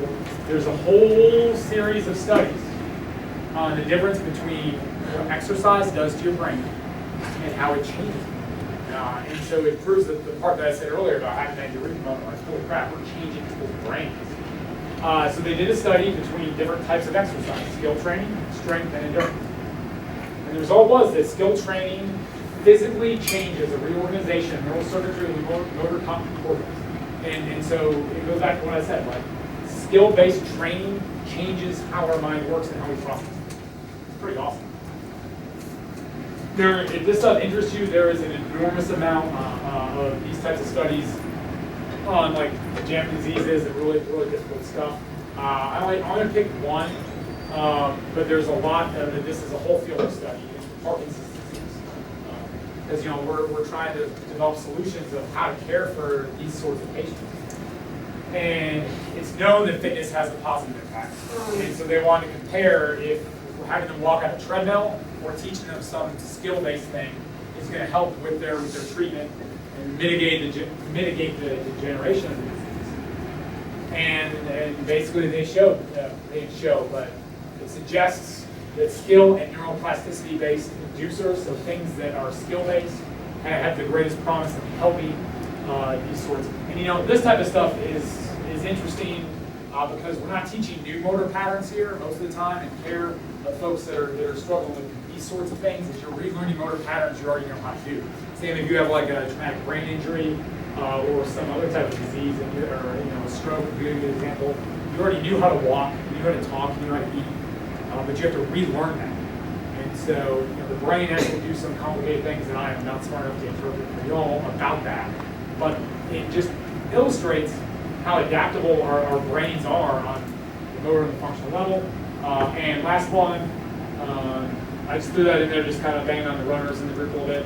Skill-based exercise is a more increase in neuroplasticity over non-skill-based. So there are a lot of studies have shown that basically, if you're just running, or in that continuous motor skill pattern we talked about earlier, you're not engaging those aspects of your brain, and so you're not developing motor plasticity. All right. So as we're training folks, my coaching focus group, was having a hard time with cues, real hard time with the cueing. That was super frustrating. So we started with this, all right? VA-KT, learning styles, visual, right? Things that we see, auditory, things that we hear, kinesthetic, things we do with our body, tactile, things we can feel. So these are specific learning styles. Now, in your coaching and your cueing, we're doing all of these, all right? So you are, as a coach, providing visual stimulation. I'm here, I open the blade, and they're supposed to attack, all right? I'm here, and I extend, so the student is using this visual learning to see this, all right? Auditory, you could explain things, but as we'll learn a little bit, it's not the best way to get your fencer to actually learn a kinesthetic skill. You can explain to help them build relationships, but it doesn't help them do an action, a motor program, all right? Kinesthetic is body. You move their body and their blade. You show them how to do this. You use your blade to do this. You let them do the action a bunch so they get the feeling of it. And tactile feeling, all right? Feeling of the blade, feeling of when certain things are happening. So you're using all these as a good coach in your coaching and in your cueing. But your students are also intaking them too. Input, output, like we talked about. Each person usually has a dominant type of learning style. I am super visual and kinesthetic. When I was a young kid, I was actually deaf. I'm deaf in my right ear now, but I was totally deaf. And so I think that it's just my theory. Just kind of kicked me off on. I had to learn a lot, figure some stuff out with my body. I had some problems with balance when I was a kid, so my parents enrolled me in martial arts and my balance. And so for me, I just have to do it. If I see Cody's teaching me some cool epic thing, I'll be rolling by the time we get to the end of this. Coaches Academy, he could explain to me, which is really good at doing, but I can't learn that. I have to see him do it, and then I have to do it, and then we can talk about what I did wrong or how to do it better. But for me, the left side is where it's at. And those are the most fun kind of fencers to train anyway because they learn really quick. All right. I love this quote. Edgar Dale was an early practitioner and studier of motor learning theory. And basically says we remember 10% of what we read. So you read this book, first time through, 10%. Right? Maybe more if you're, have some good skills, but on average. 20% of what we hear. So if you explain to your students something, you're just explaining, which is just one direction. You are talking, they are listening. They're only catching about 20%. About 30% of what we see. 50% of what we see and hear, so this is multi-dimensional. We're getting impact from two different sensory sources. 70% of what we discuss, because discussing is two-way. I have to give something, I talk to Cody, and he's like, well, now what about this? And now I have to receive it. I have to think about it and process it, and then I have to say, well, what about that? And so there's a different process that's happening when we discuss versus when we just talk. So discussing can be good, one direction, no. All right. 80% when we personally experience, 95% what we teach others. who was in the FA group this morning with Cody? And what did Cody say between year 2000 and 2004? Other than fencing, what was he doing a lot? Coaching. Louder. Coaching. He was coaching. He was taking what he learned, he's teaching it to others. So, his point about if you're still a fencer and a coach, that it can, the coaching is going to help inform your fencing. Yeah, I mean, my fencing keeps getting better the more I coach. I don't get to fence that much. Like, I understand the sport more. I learn all the different elements. As my students are getting better, I get to move more with them, and it's a lot more fun. So I love this quote. This is good stuff. All right. So we're kind of coming down to the tail end of this part, and we're going to have some videos coming. Hopefully your brains are not too squishy. All right. So in terms of putting this stuff into practice, this is me. This is how I kind of think about stuff and organize in a hierarchy. All right. So up here we have our fencing tactics, and maybe that's not the best word for it. I'm totally open. I do not have any emotional attachment to these labels.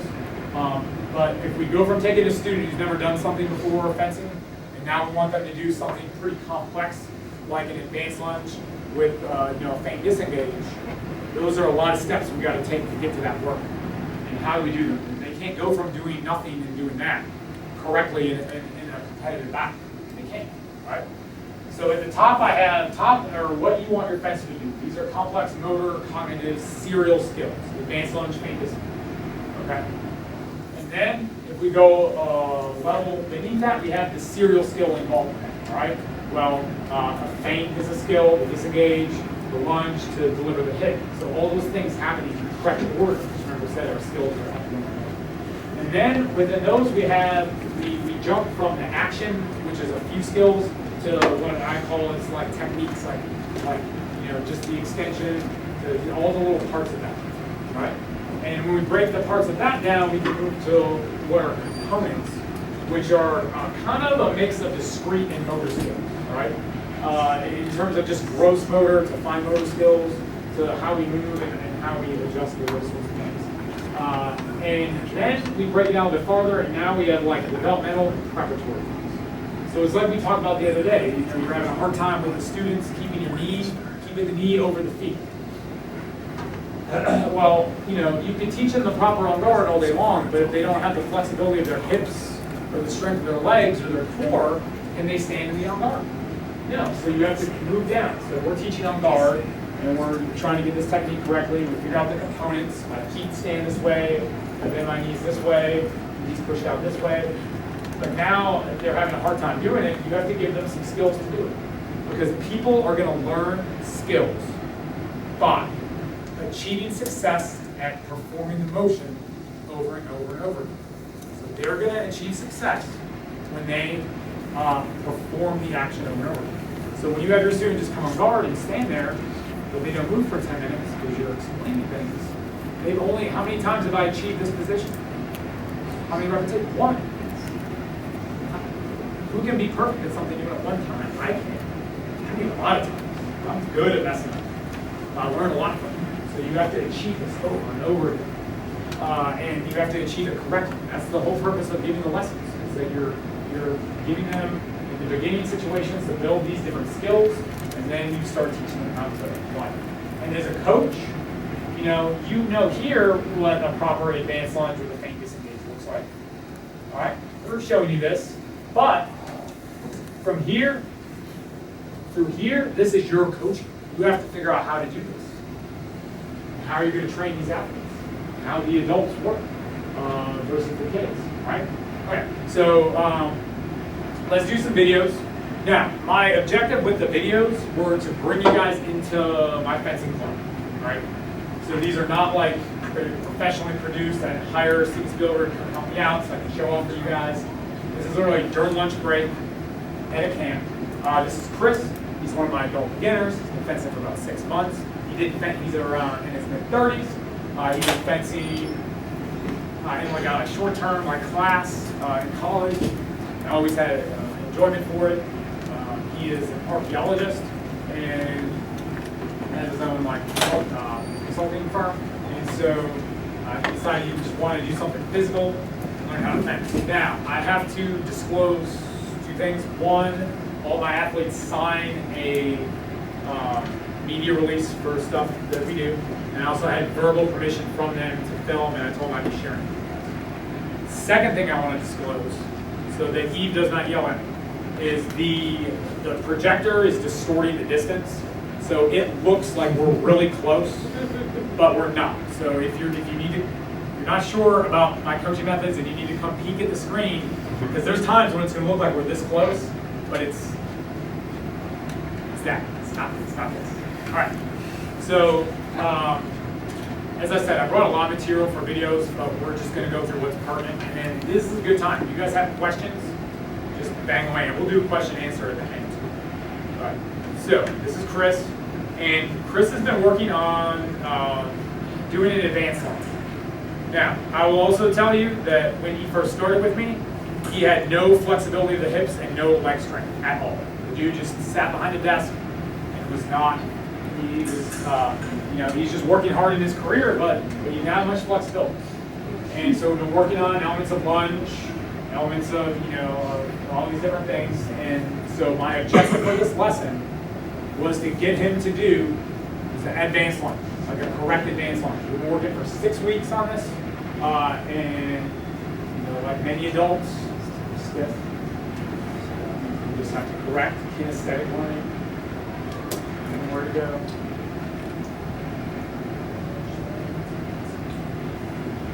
Mistake. Who initiated our coach or student?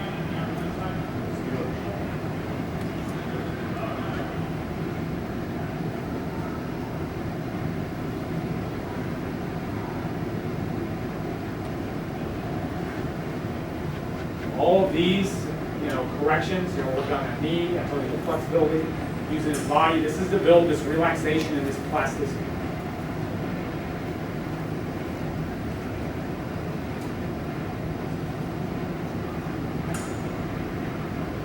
You only have to give him some choices. Because if we just do it over and over and over again with no changes, then he's going to switch off. He's not going to pay attention. All right?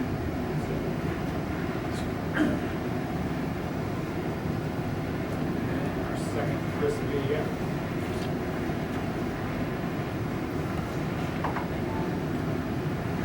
This one's a little longer, we'll probably see.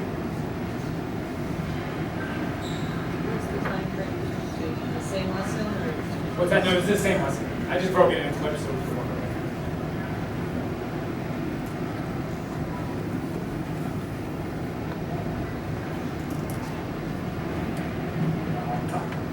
So, in this situation, he's having a hard time of not just the motor skill, but also the cognitive skill, when to do the advanced line. So I have to build his confidence by making this a little bit more simple and showing him. You see I'm using my body and my blade. I'm just being very deliberate. When I stop, you can make the attack.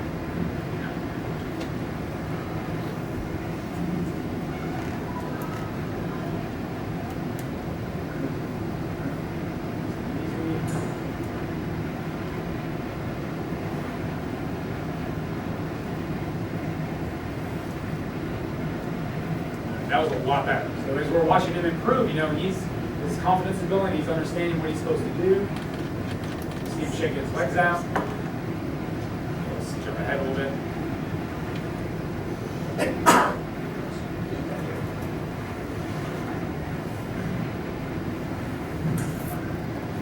So you see the shift.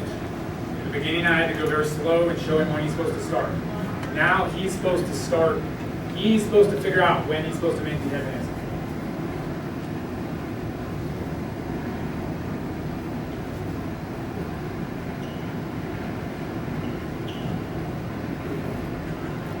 He did better with the choice. He had some technical issues we're working on.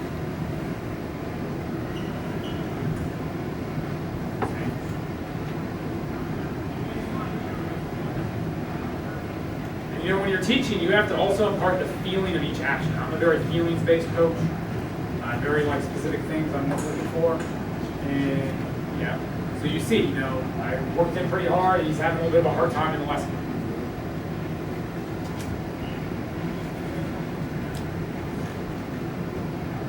So when we get stuck, what do? We just go back to the beginning.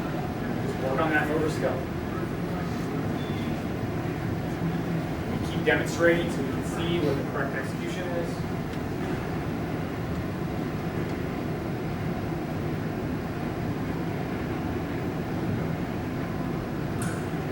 Looks so close on that screen. Cool. All right. So yeah, so you can see, I'm working with him on this pattern, and remember the study that I showed earlier said that adults are going to have the greatest improvement in performance when you focus on the motor skill behind it. And sure we're still working here, guys. Sorry. All right.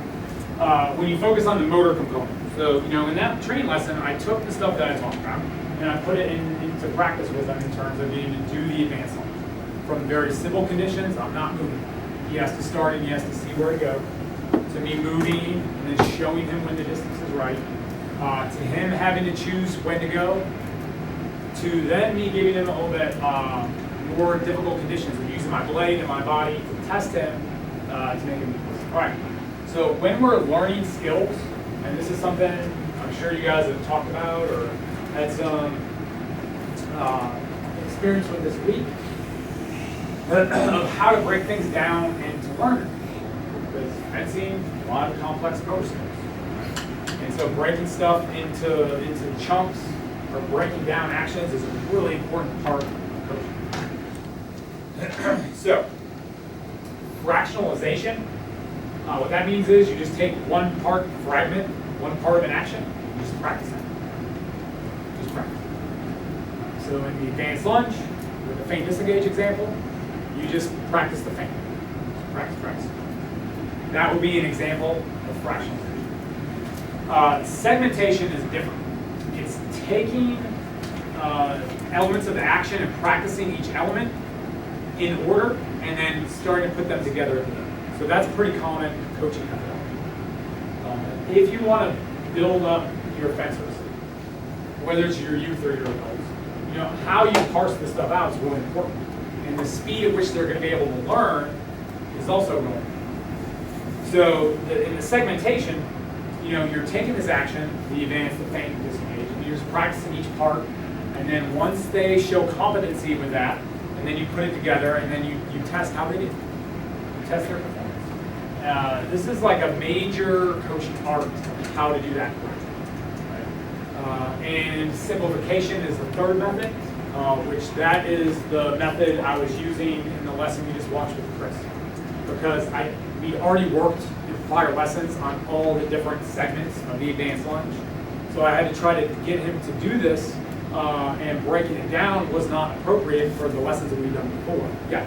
So segmentation where you would say, do one part, second toss, do another part, second toss. Yeah. Okay. Yeah. Okay. So say I want to work with you on your parry post, your head parry and saber. Okay. All right. So the first thing I do is I just cut, and you're just supposed to make a parry. Good. Then we go back. No reverse or anything. Boom. See, now I'm practicing that part. And then I say, okay, now you can make a parry, and then a post. Boom, boom. And then there's also a footwork component, so we practice movement. So I take each part, and the way I approach it is I try to be as efficient as possible with that, so that we can get back on task. Yeah. Sorry. Yeah. Okay.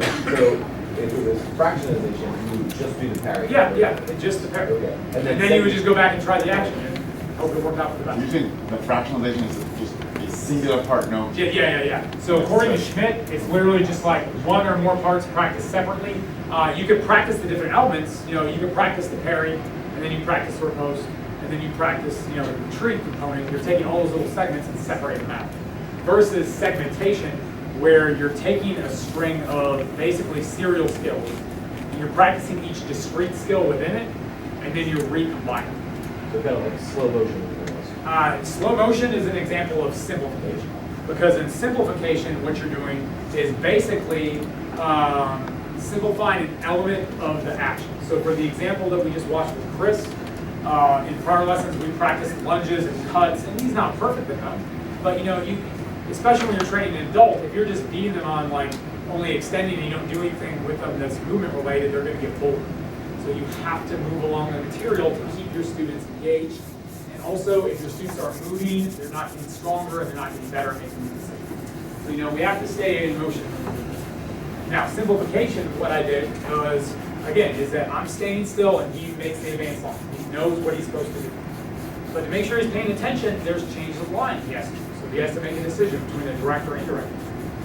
And then I move with him, and then I show him when he's supposed to go. Right? This is a very, even though he's an adult, he's a beginner. He's only been fencing for 6 months. Right? So you can't get confused if you see a big human in front of you. You have to imagine it's just a young fencer. He's just a really young fencer. And so I have to show him moving, and then he can make the lift. Okay? And then now we're moving, and he has to figure out when to go. So I change the conditions of the exercise, starting slower, easier, and then building up to more difficult conditions. But I'm not. Sometimes when we're asking you, like our coaches in training, to add complexity to action, you start adding new actions to the same thing, or doing a different action. And that's not how you adjust the level of your fencing. You adjust it just by different speed and different energy. But in saber, also your body pressure. This is probably true in other weapons too. Is really important, because as I talked with some of you guys on, humans have really good threat detection abilities. We're humans, we're animals, right? So if I'm walking towards Don like this, it's nice and chill. What's up, Don? How's it going? Thanks for hanging out. He's not under any stress whatsoever. If I'm walking towards Don like this, see, look how he reacted. It's totally different. Totally different. So you can use your body, and a good example is the lesson that Yves gave to Cody, is that he was using his body to give that pressure, all right? Because if you're a coach and you're standing here like this, like, oh man, when's this lesson? Not giving those realistic conditions. But how you use your body with your students is really important. There's a lot, and it's not just your body, but your blade and your footwork, transitioning from your coaching footwork to fencing lane footwork. So simplification for me is a really good method for working on these serial skills, because I've figured out enough exercises over time where I can scale it up or down. And what I can do in the lesson is I can scale it, I can start easy, I can scale it up to where they're having a hard time, and then I can just kind of pull back a little bit. It's more like a dial than a button. And so I can turn it up to 11. If you want to rock out on 11, that's cool. 11 is too much, so go down 9.5. And so, these are methods that in my coaching have just worked extremely well. All right, so question? Yeah, thanks. What about allowing time for the student to have self-reflection? There's the who's lunging, once he was towards the middle of the lesson. Yeah. There was a time where he lunged and then almost toppled over, or really Yeah, lost his oh balance. yeah. So do you also include the time? Yeah, where- oh yeah. Okay, you almost fell over, what happened? That is an awesome question. I want to talk about that in the error correction part, which is going to come up in like 2 or 3 slides. Would you mind just hitting me on that? Yeah. Because that's a really good question. But that has to do with error correction, as opposed to just specifically learning the motor skills. All right, so Chris is a very typical adult male saber fencer, and that shoulder right there is like you could crack granite. It's super tense. And this is very common in many fencers. And so at the end of the lesson here, we just want to do a few easy conditions to build his confidence and his relaxation. I don't have evidence for this, but when I did a very complicated motor thing like I did with the advanced lunge under varying conditions, I just want to come back and just kind of go through some basics and get his stuff working. I like ending lessons on positive notes most of the time. Sometimes you have to end the lesson on something hard for the fencer if you need them to reflect on a hard thing. And again, here working with my adults, I have to do a lot of body stuff. It's similar with the kiddos too. When he first came, he was like this, and so he's doing a pretty good job. Just working on these little basics. Oh, I also learned something interesting too through this process, which is another of my own coaching methods. I want to fix, and I see us doing it here too, which is there was another study that is basically if you correct the movement or you do the movement for someone else. There was a study in violin playing that then they don't learn how to do the movement correctly. I see Connie, you're nodding. And so this is really common. You see how I was moving and correcting him? I need to move beyond that technique, and I need to make him do it himself. So it goes the old adage, if you do something for someone, they don't learn how to do it themselves. There's studies to demonstrate this. Again, just, very easy. He's making a few technical mistakes, but he's improving. And so I want him to be confident. I don't want him to be down on himself. I want him to be motivated to work on stuff. I think you could be a really good fencer. It just takes time to build these fences. I asked Ed Lafonti, I asked Lechik Stavisky, that's like as many fencing masters and really people I respect as I can track down. What is the way to make a fencer faster? How do I do this faster than I'm doing? And they all tell me the same thing, you just got to be patient. All right, as coaches, we're really good at explaining and breaking things down, but we mess up. And here's how we mess up. Sometimes we overdo it. There's some pitfalls associated with this. Only certain types of skills really practice from the part practice methods. And just remember, our part practice methods were the fragmentation, the segmentation, and the simplification.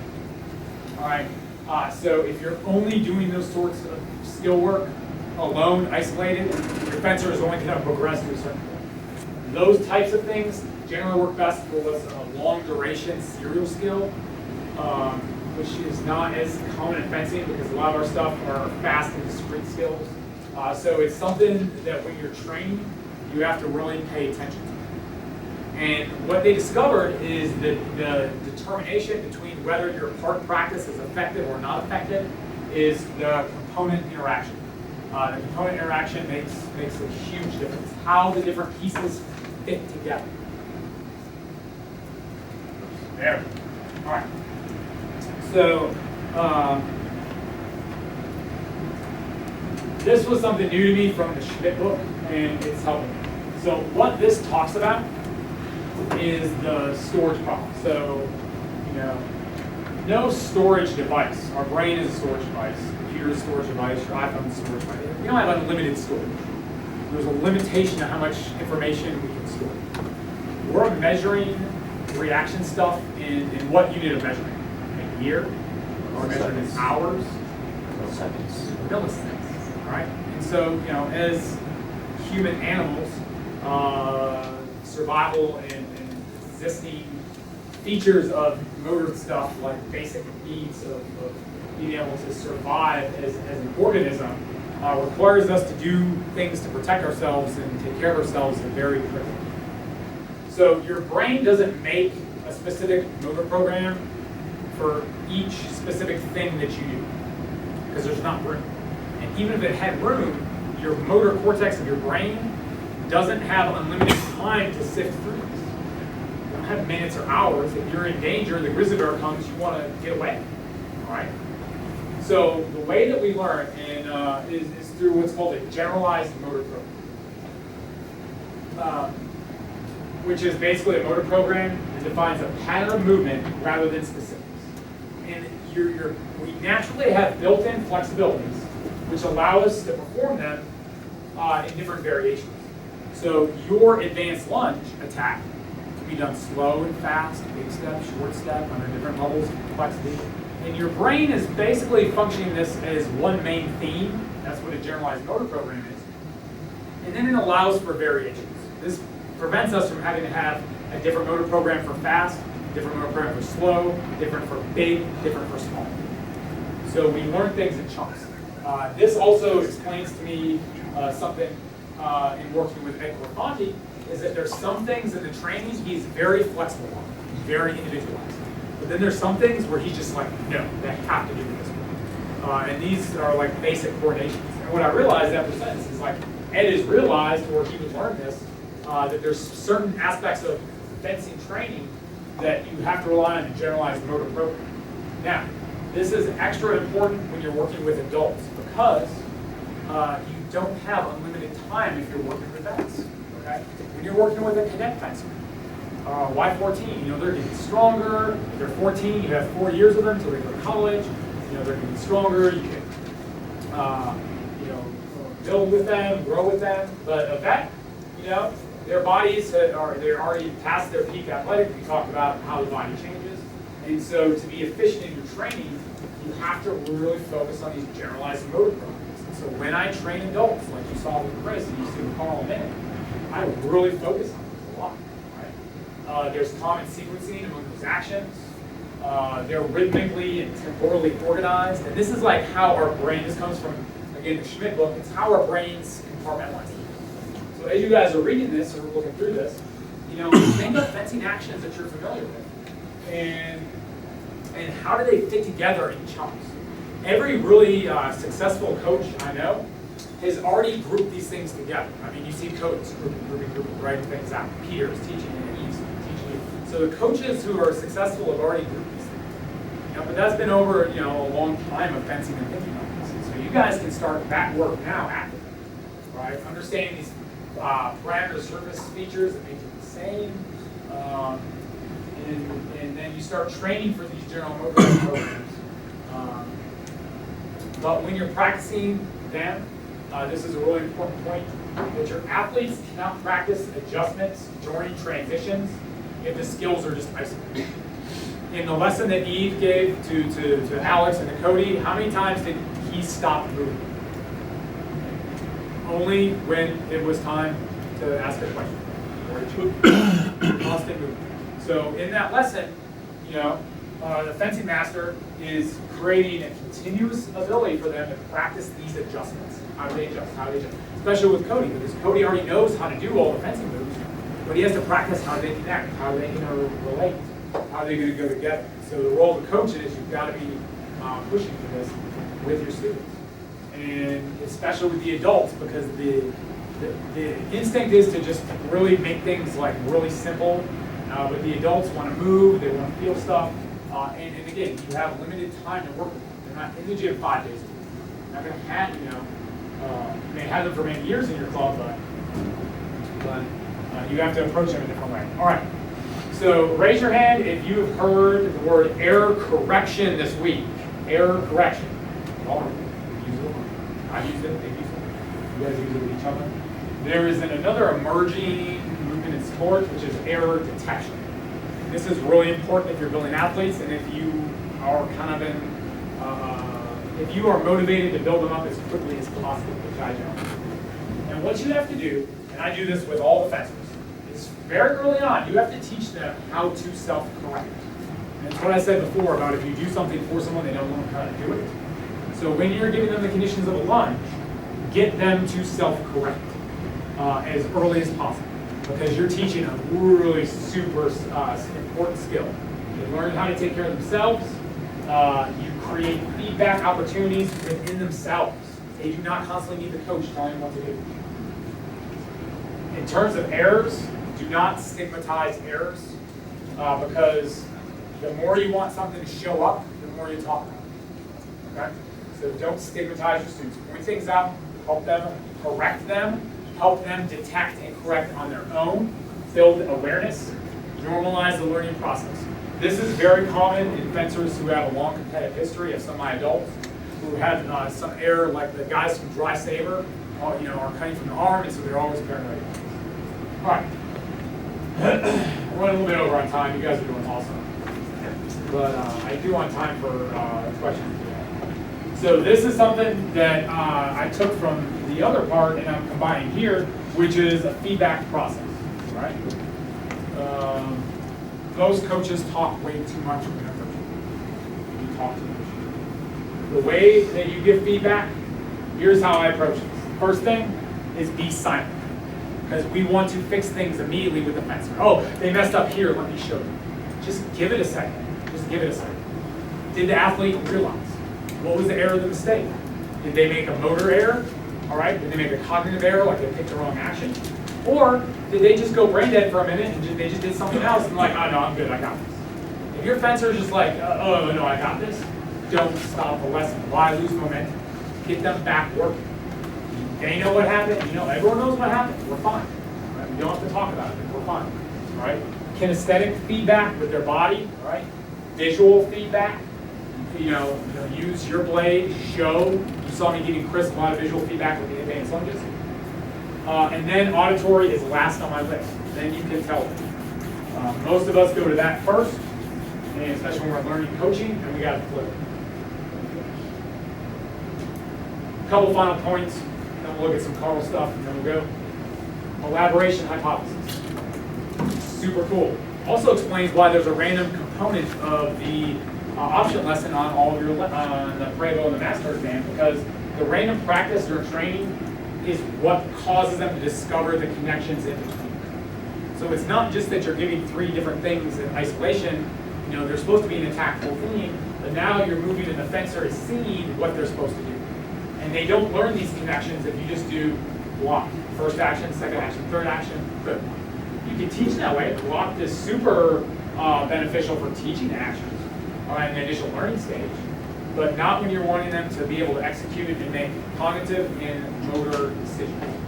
Right? Your question about the error detection from before is that yes, I do, for brevity, I kind of sped through the lesson, but I give time in between, especially for those situations. But like in that situation where Chris was falling forward, he knew because he kind of like, you couldn't hear, but he chuckled like he had opinions. And he's still building up those strengths. Nikolai Bernstein was a founder of kind of the early Russian school of motor learning, so he's kind of like the Schmidt fellow I was talking about back in the 60s. And I love this quote. Love this quote. Practice, we'll probably undertake it, was not consistent just repeating the solution all the time, but it's the process of solving the problem time and time again. You're coaching your athletes. You're giving them little problems and little tasks to solve. You're doing it really well. You're giving them the conditions of all the different fencing actions, and they have to figure out the solutions. If you're figuring out for them, then you're hampering. But when you are giving them problems to solve, you have to construct it in a way that is fair. You're not competing with them. You're not fencing your student. You're teaching. You have a question, Alex? Just a comment. This quote is in the Schmidt book, but if you want to see how Bernstein gets to this position, it's in his book, Dexterity and Its Development. Yeah. It's amazing. Yeah, that book is crazy. I started looking at it, and I read some excerpts from it. I got it from that book. But yeah. Yeah, it's mind-blowingly good. Yeah, it's pretty cool. It's pretty cool stuff. All right, so 5 more minutes. How do you take someone who has never fenced before and in a short period of time try to get them to be a world champion? So in the vets, Carl is fencing people who have like 40 years of fencing experience. How do you take someone who's a beginner and how do you get them to beat or compete against someone who has this lifelong fencing experience? All right? So I'm going to show you guys just a couple things and then we have questions, and I don't know what's next on the schedule, but all right. So this is Carl. He's 63. Do you want to hit the video or? Are we good? No, did you want it off? Oh yeah. If you wouldn't mind, pause No. that. Thank you. Skills are important. But man, if you want to be a champion, if you want to train a champion, you got to find that willpower, because that's what gets you through the tough times. Training's not always perfect. Right? You're gonna have bumps in the road. You're gonna get things that derail you. Your willpower is what keeps you on track. I want to thank you guys. Fencing is the ultimate sport. I know this was really long, a lot of material, but you guys hung in there just like you're hanging this week. I hope this stuff was useful for you. Does anyone have questions? We can do probably 5 hours of questions. But that's okay.